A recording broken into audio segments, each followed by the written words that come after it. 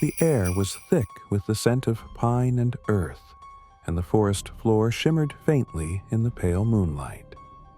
Hazel ran, her breath clouding the chilly night as her heart pounded like a war drum. Behind her, the shadow of the castle loomed, its spires clawing at the sky. She didn't dare look back. She knew what awaited her if she faltered. Hazel wasn't supposed to be alive. The huntsman's blade had been meant for her heart, but he had faltered, whispering, "Run, princess, run and never return."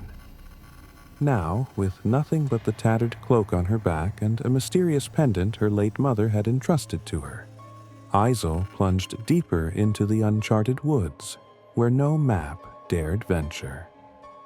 Years earlier, the kingdom of heaven had rejoiced at Hazel's birth, calling her the child of dawn for her raven-black hair and skin that seemed to glow like the first light of day. But the joy had been short-lived. Her stepmother, Queen Rupa, a sorceress of unparalleled beauty and ambition, had grown envious of Hazel's light. The enchanted mirror Rupa kept in her chamber had confirmed her worst fears. Hazel's beauty and spirit would one day surpass her own. Consumed by jealousy, Rupa had decreed Hazel's death, orchestrating the betrayal that now sent the young princess fleeing for her life. The forest seemed alive, whispering secrets in a language Hazel couldn't understand. Gnarled roots clawed at her feet, and the wind carried faint, eerie melodies.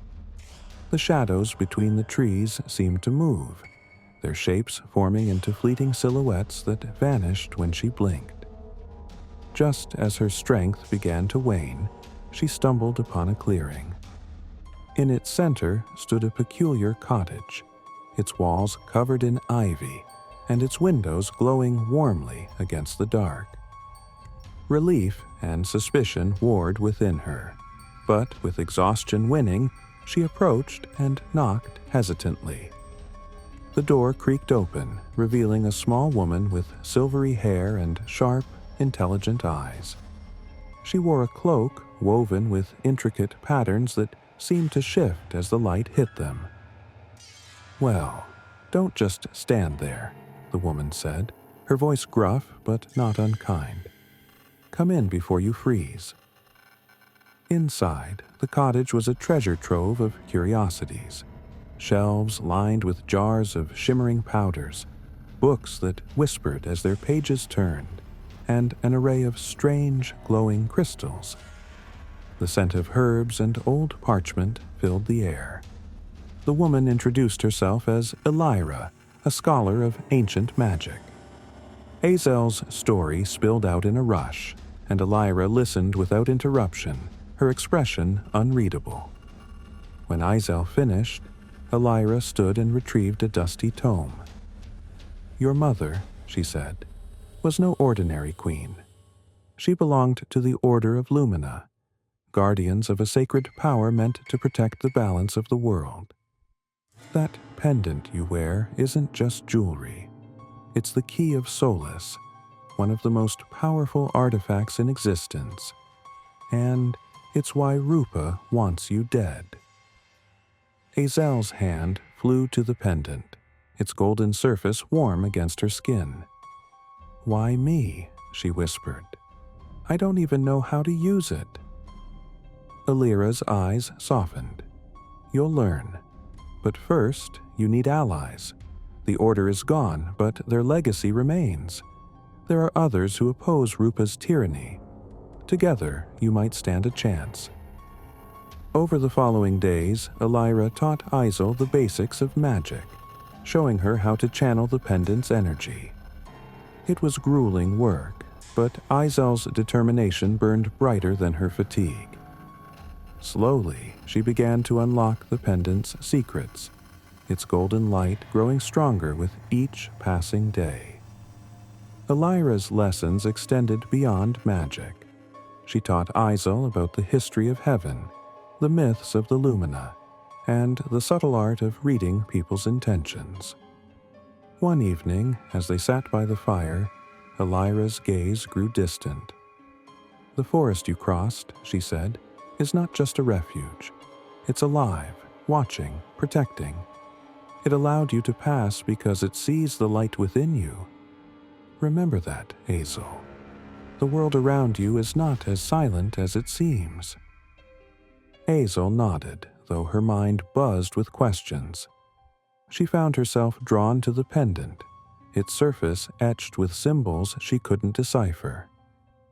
"Do you think my mother knew this would happen?" she asked one night. Elira's expression softened. She hoped it wouldn't, but she prepared for it, just in case. She loved you more than anything, Azel.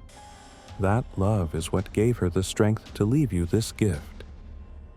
The time to leave came too soon. Elira handed Azel a map. "This will lead you to the Vale of Shadows," she said. "There, you'll find a band of rebels who have been waiting for a leader like you. But beware, the journey is as dangerous as the destination." The journey to the Vale was perilous.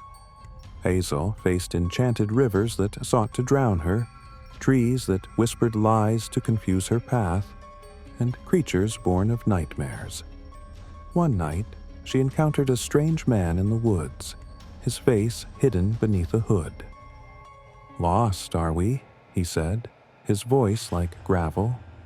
"Or perhaps just running?" Azel's grip tightened on her pendant. "Who are you?" she demanded. The man chuckled, his eyes glinting in the moonlight. "A friend, if you'll have me. Or an enemy, if you chose poorly." He tossed her a small, glowing crystal. "For luck, you'll need it."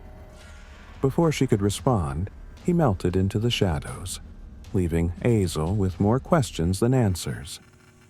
When Azel finally reached the Vale, she was met with suspicion. The rebels, a motley group of warriors, scholars, and rogues, were reluctant to trust a princess. Their leader, a grizzled veteran named Torin, was particularly wary. "We don't need royal blood stirring up trouble," he growled. "We've survived just fine without you." But when Azel demonstrated the power of the Key of Solace, their doubts began to waver. Among them was Kyle, a skilled tracker with a mysterious past, and Mira, a healer whose wisdom belied her years.